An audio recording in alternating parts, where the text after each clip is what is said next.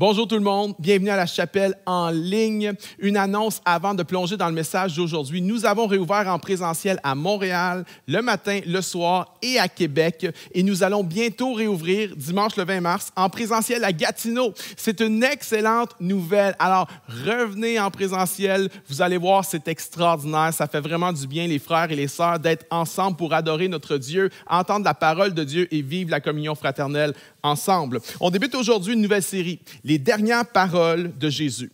Souvent, les dernières paroles de quelqu'un nous révèlent beaucoup sur sa personnalité. Et là, sur la croix, juste avant de rendre l'âme, le Fils de Dieu a fait entendre 7 paroles, 7 cris. Et loin d'être des paroles creuses et vides de sens, les dernières paroles de Jésus sur la croix sont transcendantes et intemporelles. Les dernières paroles de Jésus à la croix nous révèlent le cœur de Dieu d'une manière plus limpide que quelque autre texte du Nouveau Testament. Spurgeon, le grand prédicateur, a dit ceci: « Habitez là où les cris de la croix peuvent être entendus. » On veut entendre les cris de la croix. On veut entendre les paroles de la croix. Alors, pendant les prochaines semaines, on va regarder ensemble, à travers les évangiles, on va faire un voyage pour découvrir les dernières paroles de Jésus sur la croix. Ces cris-là, qui sont poignants, mais qui sont pleins de vérité spirituelle pour nous aujourd'hui. On va regarder ensemble à un cri d'assurance, lorsque Jésus a dit « Aujourd'hui, tu seras avec moi dans le paradis ». On va regarder un cri de solitude lorsqu'il s'est écrié « Mon Dieu, pourquoi m'as-tu abandonné? » On va regarder un cri de souffrance lorsqu'il s'est écrié « J'ai soif ». On va regarder un cri de victoire lorsqu'il s'est écrié « Tout est accompli ». Ne manquez aucun des prochains dimanches. Chaque dimanche, chaque message est idéal pour inviter quelqu'un qui ne vient pas à l'Église ou quelqu'un qui ne vient plus à l'Église, en plus de fortifier votre foi à vous, les croyants. Aujourd'hui, on va regarder au cri de pardon. Un cri de pardon. La plupart d'entre nous, on n'a jamais assisté à une crucifixion, si ce n'est qu'en film. Et c'est difficile pour des hommes modernes de comprendre la croix. C'est très difficile. La crucifixion, c'est quelque chose qui avait été inventé par les Perses et perfectionné par les Romains. C'était une forme d'exécution publique dont le but était d'infliger le plus de souffrance possible pendant le plus longtemps possible avant que mort s'ensuive. Et on va lire ensemble le premier cri. Les premières paroles de Jésus lorsqu'on l'a crucifié à la croix. On lit ensemble Luc, chapitre 23, verset 33. « Lorsqu'ils furent arrivés au lieu appelé le crâne, ils le crucifièrent là, ainsi que les 2 malfaiteurs, l'un à droite, l'autre à gauche. Jésus dit, « Père, pardonne-leur, car ils ne savent pas ce qu'ils font. » Ils se partagèrent ses vêtements en tirant au sort. Les premiers mots de Jésus lorsqu'on l'a crucifié sur cette croix ont été « Père, pardonne-leur ». Dans ce cri-là, on voit le cœur de Dieu. Dans ce cri, on voit l'amour, la miséricorde, la grâce et le pardon de Dieu. Dans ce cri-là, Jésus nous exprime pourquoi il est venu. Il est venu pour nous offrir à tous le pardon de nos péchés. Plusieurs personnes ont été crucifiées à l'époque. Jésus n'est pas le seul. Mais la différence avec Jésus, c'est que Jésus est le seul qui a été crucifié pour les crimes des autres. Jésus a été crucifié pour nos péchés, c'est ce que dit Ésaïe 53. Mais il était transpercé à cause de nos crimes, écrasé à cause de nos fautes. Le châtiment qui nous donne la paix est tombé sur lui. Lorsque Jésus s'est écrié « Père, pardonne-leur », Jésus est en train de nous inviter. Jésus est en train de nous ouvrir les bras. Jésus est en train de dire « Viens à moi, viens à la croix, je vais te pardonner toi aussi ». Lorsqu'il a dit « Père, pardonne-leur », j'aimerais dire « Tu étais dans ce « leur ». Ce petit mot, tu étais dedans. Ce petit mot nous donne de l'espoir. Ce petit mot, des millions de croyants à travers les âges se l'ont approprié pour eux et ont été à la croix pour trouver le pardon. Maintenant, lorsqu'on lit les textes en grec original, le texte vient suggérer quelque chose d'intéressant, que Jésus n'a pas dit « Père, pardonne-leur » seulement une fois, mais que Jésus semble avoir répété tout au long de sa crucifixion à différents moments. Lorsqu'on lui a planté des clous dans les mains et dans les pieds, il s'est écrié « Père, pardonne-leur ». Lorsqu'on s'est moqué de lui, lorsqu'on lui a craché au visage, il s'est écrié « Père, pardonne-leur. Il aurait pu crier, Père, condamne-les. Il aurait pu appeler du ciel des myriades d'anges pour les condamner, mais il a plutôt crié, Père, pardonne-leur. J.C. Ryle écrit ceci. Au moment où le sang du grand sacrifice a commencé à couler, le grand prêtre a commencé à intercéder. Voyez-vous, dans l'Ancien Testament, il y avait les sacrifices de l'expiation pour le péché d'Israël.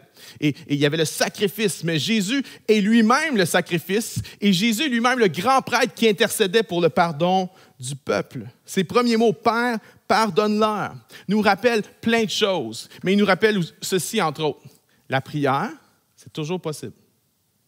Même quand tu es dans les pires souffrances de ta vie, dans les pires circonstances de ta vie, pour le croyant, la prière est toujours possible. Il n'y a pas une souffrance, une tragédie, il n'y a pas un deuil, il n'y a pas une pandémie ou une guerre qui peut empêcher les vrais croyants de prier à Dieu. Et peu importe comment tu te sens en ce moment, peu importe l'angoisse que tu vis en ce moment, même si tu n'es même pas capable de parler parce que ça fait trop mal, même si tu as de la misère à respirer tellement ta douleur est grande, je peux te dire ceci, tu peux toujours prier à Dieu, tu peux toujours crier à Dieu dans ta souffrance et Dieu va toujours t'entendre. J'aimerais dire à quelqu'un qui traverse une tempête présentement, même à quelqu'un qui est peut-être sur son lit de mort en ce moment, même peut-être à quelqu'un qui est dans son dernier souffle en ce moment, tu peux toujours prier à Dieu. Lorsque tu réalises que, en fait, Jésus a prié pour toi dans son pire moment, ça te fait réaliser que toi, tu peux prier à Dieu dans ton pire moment. Maintenant, parenthèse, je reviens. Père, pardonne-leur. Jésus est venu pour pardonner notre péché, mais Jésus est aussi venu pour nous libérer de notre culpabilité. Les gens ne réalisent pas ça. Souvent, les gens disent « Ah, j'ai le pardon, j'ai le pardon. » Oui, mais est-ce que tu te sens libéré de ta culpabilité? Jésus est venu pour nous pardonner, mais Jésus est venu aussi pour nous libérer de notre culpabilité. Parce que qu'on le veuille ou non, on porte en nous tous une grande culpabilité. On n'aime pas parler de ça. On n'aime pas avouer ça. Souvent, les gens disent « Ah, moi, je ne regrette rien. » Vraiment? Tu ne regrettes rien? Vraiment? Est-ce que lorsqu'on dit ça, ce n'est pas plutôt une façon d'essayer de se justifier? Si je te disais, il y a une journée que tu peux enlever de ta vie, là, tu sais exactement quelle journée tu voudrais enlever là. On a tous fait des gaffes, on a tous fait des choses qu'on regrette. On porte tous une certaine culpabilité de la façon dont on a agi dans notre couple, dans notre mariage, dans l'éducation de nos enfants, en amitié, au travail. On porte tous en nous une certaine culpabilité. Culpabilité des mauvaises choses qu'on a faites. Culpabilité des bonnes choses qu'on n'a pas faites puis qu'on aurait dû faire. On est des créatures de culpabilité. We are guilt creatures. Et cette culpabilité-là, elle nous crée de la peur. Peur d'être découvert, par exemple. Combien de gens ont une vie qui ne voudraient pas que les autres sachent? Combien de gens ont une vie secrète? On raconte que l'auteur de Sherlock Holmes avait envoyé à 15 personnes au Royaume-Uni une lettre anonyme qui disait ceci. C'était une blague, en fait. Lui, il voulait faire une blague, mais il avait envoyé cette lettre à 15 personnes qui disait tout simplement « Tout a été découvert, fuyez immédiatement ». Et on raconte qu'en 2 jours, 10 des 15 personnes avaient fui le pays. Pourquoi? La peur d'être découvert. C'est ça que la culpabilité fait. Ça amène aussi la peur d'être rejeté. Ah, si ma femme savait ce que j'ai fait. Si mes amis savaient ce que j'ai fait. Si mon Église savait. Si les gens savaient, la peur d'être rejeté, la peur d'être jugé par les autres, qu'on te regarde de haut, qu'on te méprise. Laisse-moi te dire ceci, on porte tous de la culpabilité, mais il n'y a aucune raison pour qu'après ce message, tu aies encore de la culpabilité sur toi. Aucune raison. Puis je vais t'expliquer comment on peut faire pour vaincre la culpabilité. Parce que notre méthode à nous, souvent, ce n'est pas la bonne. Nous, on a tendance à quoi? On a tendance à enterrer notre culpabilité. Hein? On pense qu'on enterre ça, puis ça va rester là. Mais j'aimerais dire, tout ce qu'on enterre finit par se déterrer un jour ou l'autre. Soit par nous, soit par quelqu'un d'autre. Toutes les choses que tu essaies d'enterrer, elles vont venir te hanter, soit dans tes pensées le jour, ou soit dans tes cauchemars la nuit. On essaie d'enterrer de différentes façons. On essaie d'enterrer en minimisant notre péché. On minimise, on dit, c'est pas un big deal. Mais si ce n'est pas un big deal, pourquoi on a de la misère à passer à autre chose? Pourquoi on y pense souvent? Pourquoi on essaie de ne pas y penser si ce n'est pas un big deal? Parfois, on essaie de rationaliser. On essaie de se dire que « Ah, mais tout le monde fait ça. c'est normal. On essaie de convaincre notre intelligence que quelque chose est bien, alors que notre conscience nous dit que cette chose-là est mal. On essaie de rationaliser. Parfois, on essaie de compromettre. Hein? On baisse nos standards. On se dit, ah, ça, c'était péché avant. Mais aujourd'hui, c'est plus comme ça. Il y a quelqu'un qui racontait qu'il avait trouvé dans un biscuit chinois un adage qui disait « Commit a sin twice and it won't feel like a sin ». Comme un péché une deuxième fois, puis tu ne sentiras plus que c'est comme un péché. Voyez-vous, ce n'est pas parce qu'on commet quelque chose à répétition et qu'on ne se sent plus coupable de le faire que la chose devient bien. Je présume qu'après le 10e meurtre, il est plus facile que le premier. Je présume. Ça ne rend pas le meurtre une bonne chose pour autant. Tu dis, je ne suis pas un meurtrier. Non, je le sais. Mais le péché reste le péché et le péché amène de la culpabilité. Une autre chose qu'on fait, c'est quoi? C'est qu'on blâme. Lorsqu'on se sent coupable, on blâme les autres. On attaque les autres. C'est ça qu'Adam a fait, le péché originel. Là. Adam a mangé le fruit défendu. Dieu était le voir et dit, mais qu'est-ce que tu as fait là? Et Adam a répondu quoi? C'est la faute de la femme que tu m'as donnée. Il blâme sa femme, puis après ça, il se met à blâmer Dieu. Il dit, c'est la faute de la femme que tu m'as donnée. Voyez-vous, lorsqu'on se sent coupable, on a tendance à blâmer les autres. Ou une autre stratégie qu'on prend, plusieurs personnes font ça, l'auto-punition. Tu te punis toi-même. Combien de gens ne sont pas heureux dans la vie parce qu'ils se sentent coupables?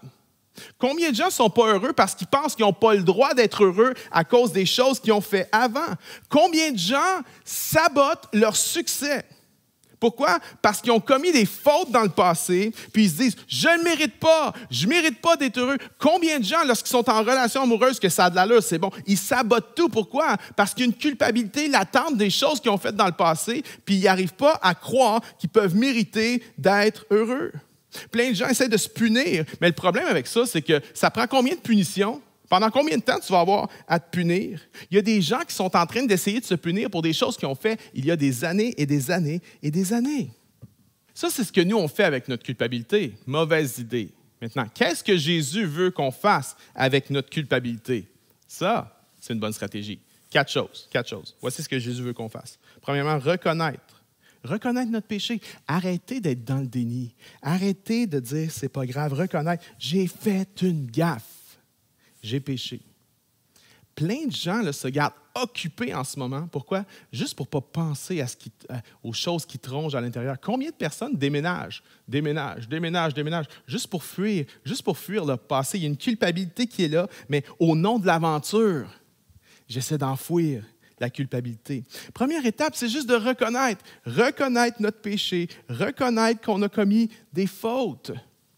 Voici la deuxième, prendre responsabilité. Hein?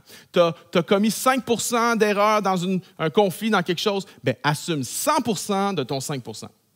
Tu as commis 95 % d'erreurs, assume 100 % de ton 95 %. Essaie pas de rationaliser, de blâmer, de minimiser, de trouver des excuses. Non, reconnais. Lorsque David s'est repenti de son péché d'adultère et de meurtre, David a reconnu son péché. David n'a pas essayé de blâmer les autres. Il nous a modelé ce que c'était que de reconnaître, de prendre responsabilité pour notre péché. Ça, c'est le deuxième. Maintenant, voici le troisième. Se repentir. Se repentir. Regardez ce qu'il dit dans Psaume 51, pardon. Psaume 51, verset 3. David parle de son péché, parle comment il se sentait avant de confesser son péché d'adultère et de meurtre à Dieu. Puis regardez ce qu'il va dire. « Ô Dieu, fais-moi grâce selon ta bienveillance. Selon ta grande compassion, efface mes crimes. Lave-moi complètement de ma faute et purifie-moi de mon péché, car je reconnais mes crimes et mon péché est constamment devant moi. J'ai péché contre toi seul, et j'ai fait le mal à tes yeux. » C'est vraiment important ce qu'il dit ici, parce que David n'a pas commis un péché contre Dieu seulement. David a commis le péché contre Bathsheba, il a commis l'adultère, contre Uri, il a pris sa femme, contre Uri, il l'a tué. David a menti à plein de monde. David a commis un péché contre plein de personnes. Mais David dit ici, dans son repentir, il dit « J'ai péché contre toi seul, ô Dieu. » Pourquoi? Pas parce que David ne reconnaissait pas son péché envers les autres, parce que David reconnaissait quelque chose de bien important que beaucoup de personnes aujourd'hui ont de la misère à réaliser, c'est que lorsqu'on pêche contre quelqu'un d'autre, on pêche en premier contre Dieu.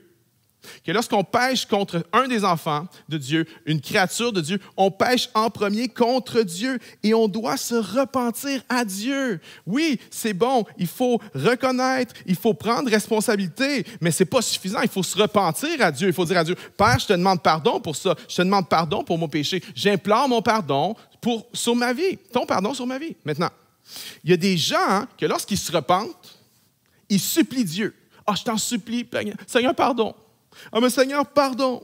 Pardon, Seigneur, veux-tu me pardonner? Veux-tu me pardonner? » Comme si Dieu ne voulait pas pardonner. Laissez-moi vous dire ceci. Dieu veut plus nous pardonner que nous, on veut se repentir.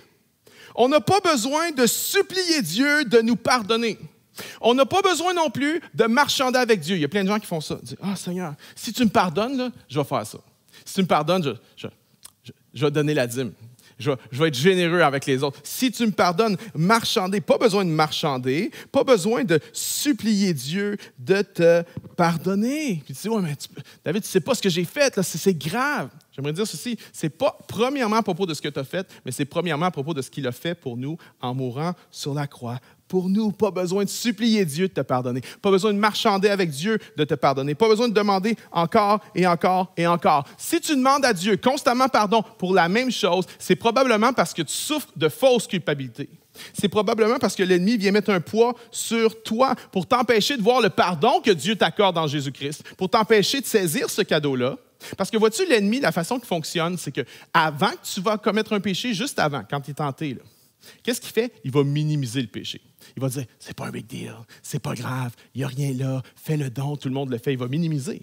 Mais une fois que tu es tombé dans la tentation et que tu as commis le péché, qu'est-ce que l'ennemi va faire? Il va maximiser. C'est terrible, c'est épouvantable, tu es un mauvais chrétien, tu es le pire des êtres humains, tu ne pourras jamais être pardonné par Dieu, tu ne pourras jamais retrouver la faveur de Dieu sur ta vie. Voyez-vous, avant, l'ennemi minimise notre péché, puis après qu'on a commis le péché, il vient magnifier le péché, maximiser le péché. Mais si tu demandes pardon encore et encore et encore et encore pour le même péché, c'est un manque de foi. C'est un manque de confiance que le sacrifice de Jésus-Christ à la croix a pourvu pour ton pardon. La solution, ce n'est pas de demander pardon encore, encore et encore. La solution, c'est de reconnaître, de prendre responsabilité, de se repentir. Et voici le quatrième. Parce que c'est souvent là que le bas blesse. Voici la quatrième chose à faire avec notre culpabilité. Confesser à un frère. Confesser notre péché à un frère, à une sœur. 1 Jean, chapitre 1, verset 9, dit ceci. Si nous confessons nos péchés, il est fidèle et juste pour nous pardonner nos péchés et nous purifier de toute injustice. Maintenant, quand il parle de confesser nos péchés ici, est-ce qu'il parle de confesser à Dieu? Bonne question. J'aimerais te proposer que non. Il ne parle pas de confesser à Dieu. Regardez, verset 6. Si nous disons que nous sommes en communion avec lui, avec Dieu, et que nous marchions dans les ténèbres, nous mentons et ne pratiquons pas la vérité. Jean dit, si quelqu'un dit qu'il est en communion avec Dieu, mais qu'il marche dans les ténèbres, c'est un menteur. OK. C'est quoi marcher dans les ténèbres? Bonne question. Verset suivant. Mais si nous marchons dans la lumière, comme il est lui-même dans la lumière, nous sommes en communion les uns avec les autres. OK. Il y a celui qui marche dans les ténèbres, on n'est pas sûr c'est quoi. Il y a celui qui marche dans la lumière, mais celui qui est dans la lumière, il est en confession avec il est en communion, avec les autres. Et le sang de Jésus, son Fils, nous purifie de tout péché. Verset 8. Si nous disons que nous n'avons pas de péché, nous nous séduisons nous-mêmes et la vérité n'est pas en nous. Si tu dis non, je suis correct, I'm fine, pas de problème, rien à confesser, guys, all set, je suis proche de Dieu, ça va bien. Il dit, tu te séduis toi-même. Verset 9, si nous confessons nos péchés, il est fidèle et juste pour nous pardonner et purifier de toute injustice. Il ne parle pas de confesser à Dieu dans ce texte-là, il parle de confesser à un frère. C'est pour ça qu'il dit que celui qui marche dans la lumière, marcher dans la lumière égale confesser à un frère, marcher dans les ténèbres égale ne pas le dire puis pas en parler. Zip it. Mais il dit, celui qui marche dans la lumière, il est en communion avec les autres. Tu as besoin de confesser à quelqu'un ton péché. Va pas confesser à la mémère du quartier. Va pas confesser à la langue sale du quartier. Va pas confesser à Miss Médisance, mais confesse à quelqu'un de confiance, quelqu'un de spirituel, quelqu'un de mature. Une des clés pour vaincre la culpabilité, c'est de confesser notre péché à un frère ou à une sœur. Il y en a, là, tu n'arrêtes pas de demander pardon à Dieu pour les mêmes choses, et les mêmes choses, et les mêmes choses, et tu ne te sens pas pardonné. J'aimerais dire ceci. Pour être pardonné, tu demandes pardon à Dieu, mais pour te sentir pardonné, parfois, il y a des choses ça nous souille trop la confiance. Il y a des péchés qu'on porte longtemps. Puis que si on ne le confesse pas à un frère, on ne se sent pas pardonné. On garde notre culpabilité. C'est pour ça que Jacques a dit, confessez donc vos péchés les uns aux autres et priez les uns pour les autres. Tu as besoin de le confesser à quelqu'un, puis tu as besoin que quelqu'un vienne mettre sa main sur toi et dire, je prie pour toi, mon frère, je prie pour toi, ma sœur. Le sang de Jésus a payé pour toi. Il n'y a aucun péché qui est trop grand. Il n'y a aucune chose qui est trop sale pour que le sang de Jésus ne puisse pas le nettoyer. Priez, confessez, priez les uns pour les autres, afin que vous soyez guéris.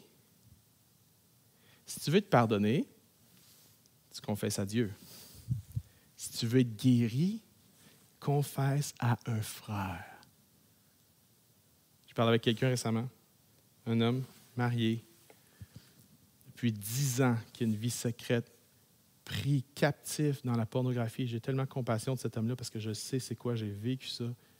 Et récemment, les choses ont été découvertes.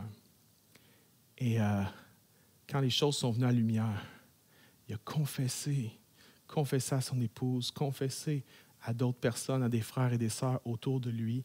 Et là, la chose qu'il tenait, la chose qu'il n'était pas capable de vaincre, la chose qu'il promettait à Dieu qu'il allait plus en regarder, qu'il allait s'en sortir, qu'il allait changer, là, il est en train d'être libéré de ça. Je parlais avec lui, puis il me disait, je doutais même que j'étais un chrétien. Je doutais même de mon salut, puis j'ai dit, je sais, I know. Je sais, parce que quand tu regardes ces images-là qui viennent de l'enfer, jour après jour, semaine après semaine, une des choses que l'ennemi vient de démolir puis t'attaquer, c'est qu'il dit « You're not a real one. » Tu n'es pas un vrai chrétien. Tu n'as pas le Saint-Esprit. Si tu avais le Saint-Esprit, tu ne ferais pas ça. Tu n'appartiens pas à Christ. Ce serait bien mieux d'aller vivre la vie que tu as le goût de vivre. Parce que de toute façon, tu es damné, tu n'es pas un vrai enfant de Dieu. Il dit, je doutais de mon salut, puis là, il y a la joie de son salut. Laissez-moi vous dire ceci. La science, la psychologie moderne a compris qu'on avait besoin de confesser. Brené Brown a dit ceci, « Shame can't survive empathy ». La honte ne peut survivre à l'empathie. Mais Jacques avait dit ça des milliers d'années avant. Confessez vos péchés les uns aux autres et priez les uns pour les autres, afin que vous soyez guéri. Si tu ne veux pas faire ça, tu vas le porter le fardeau jusqu'à la fin de tes jours. Si tu ne veux pas faire ça, tu vas marcher dans les ténèbres et les ténèbres vont avoir un pouvoir sur toi. Et ce qui va arriver, c'est que tu ne te sentiras pas en communion avec personne. Parce que pour être en communion avec l'autre, il faut que ce soit le vrai toi.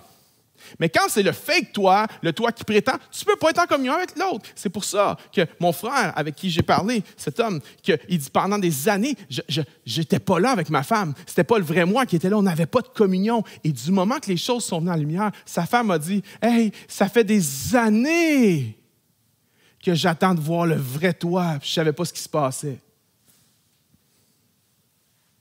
Vous connaissez l'adage anglais qui dit « As sick as your secret ».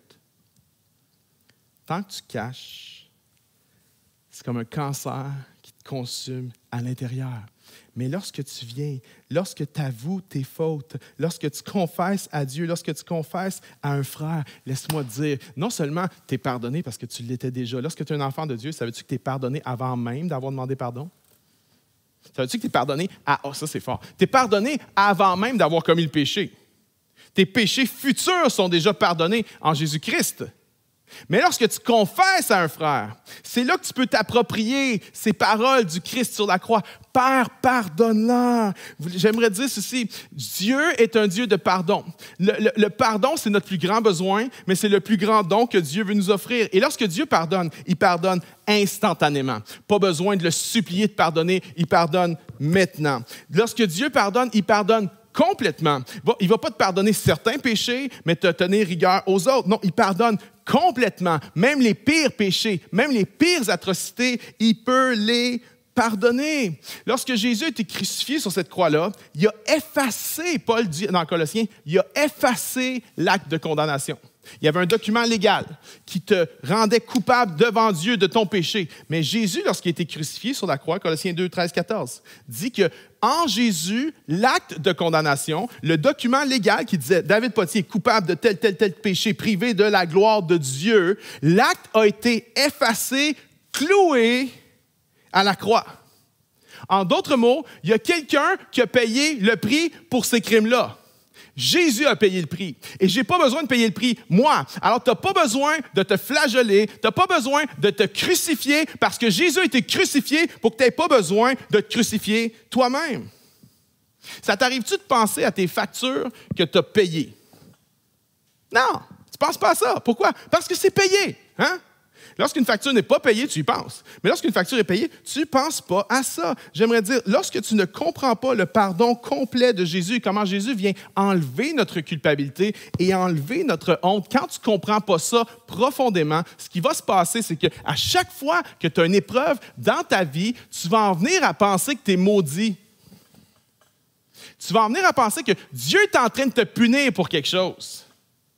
Alors que la punition a reposé sur lui. La condamnation a reposé sur lui. Maintenant, ça ne veut pas dire que tu ne vas pas traverser des moments difficiles, des moments terribles, des moments de douleur épouvantables. Ce n'est pas ça que ça veut dire. Mais ces moments de douleur, ces tragédies-là ne sont pas une malédiction dans ta vie. Ce n'est pas pour te punir que Dieu fait ça. Dieu les permet pour t'amener plus proche de lui. Tu n'es pas maudit. J'ai rencontré plein de gens qui vivent des épreuves en ce moment qui se disent « Man, on dirait que c'est une malédiction. » Je dis « Non, reprends ces paroles-là. Reprends ça, ce n'est pas une malédiction dans le nom de Jésus. En Jésus-Christ, la malédiction qui reposait sur nous est retombée sur lui. Tu n'es pas maudit, tu n'es pas sous une malédiction.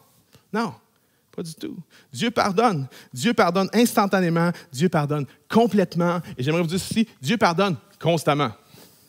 Constamment. Combien d'entre nous, on a déjà commis un péché, tu as demandé pardon à Dieu, Dieu t'a pardonné, puis après ça, tu as été commettre encore le même péché. Quelqu'un?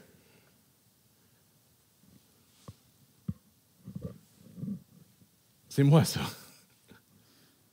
Et Dieu a pardonné encore. Et j'ai demandé pardon encore, parce que j'avais commis le péché encore, et Dieu a pardonné encore. Oui, pourquoi? Parce que Dieu est un Dieu qui pardonne constamment. Il n'est pas tanné de pardonner. Il n'est pas lassé de pardonner. C'est le Dieu qui a dit, tu vas pardonner à ton frère 70 fois, 7 fois. C'est ce Dieu-là. Le pardon de Dieu est infini. Il ne se lasse pas de pardonner. Et j'aimerais te dire ce qui va faire que tu vas cesser de retourner dans les mêmes problèmes, dans les mêmes addictions, dans les mêmes dépendances, c'est de réaliser à quel point la grâce de Dieu a pourvu avant même que tu y retournes. Et quand tu comprends la grâce de Dieu, il y a quelque chose qui s'installe en toi, puis tu cesses de te comporter comme quelqu'un qui est esclave, mais tu commences à te comporter comme quelqu'un qui est réellement libre. Dieu pardonne instantanément, complètement, constamment. Et j'aimerais dire ceci, Dieu pardonne gratuitement. Gratuitement. Tu n'as pas besoin de gagner le pardon de Dieu. Tu n'as pas besoin de mériter le pardon de Dieu. Dieu donne gratuitement parce que Jésus a payé le prix. Jésus a donné sa vie pour nous. Le pardon est gratuit, mais j'aimerais dire, ce n'est pas quelque chose de bon marché. Ça a coûté la vie du Fils de Dieu. La vie du Fils de Dieu. Lorsqu'il était là, imagine ses premières pensées. Ses premières pensées ont été, pas j'ai mal, ses premières pensées n'ont pas été de se venger, de crier contre ses ennemis. Ses premières pensées n'ont même pas été de se plaindre. Ses premières pensées ont été pour ses bourreaux. Il dit, Père, pardonne-leur. Ils ne savent pas ce qu'ils font. Et lorsque le centurion romain, qui était au pied de la croix, un de ses bourreaux, a entendu ces paroles-là, lorsque Jésus a rendu l'âme, il s'est écrié, cet homme était certainement le Fils de Dieu. Lorsqu'il a vu Jésus offrir miséricorde, pardon et grâce à des gens qui ne demandaient même pas pardon, ce gars-là a cliqué. Il a compris. Il a dit, cet homme était le Fils de Dieu. Et ces paroles, Père, pardonne-leur, prononcées il y a 2000 ans, c'était une intercession du Fils de Dieu pour ces bourreaux qui étaient en train de le crucifier. Mais ces paroles-là qui ont été prononcées il y a 2000 ans font écho aujourd'hui encore. J'aimerais dire, ce n'est pas juste que Jésus a intercédé pour eux. Jésus est en train d'intercéder pour nous. Regardez ce que dit Hébreux 7, dernier verset de la journée. C'est malade. Hébreux 7, 25. C'est pour cela aussi qu'il, Jésus, peut sauver parfaitement ceux qui s'approchent de Dieu par lui. Regardez bien. Étant toujours vivant pour intercéder en leur faveur. Lorsque Jésus a dit « Père, pardonne-leur », il est en train d'intercéder pour les bourreaux au pied de la croix. J'aimerais dire, Jésus est encore en train de dire « Père, pardonne-leur ». Non plus à la croix, mais devant le trône de Dieu. Il est en train d'intercéder. Pour qui? Pour moi. Il est en train d'intercéder. Il dit « Père, pardonne-lui. Encore, pardonne-lui. Mon sang a été versé, mon corps a été meurtri, je me suis offert en sacrifice pour lui.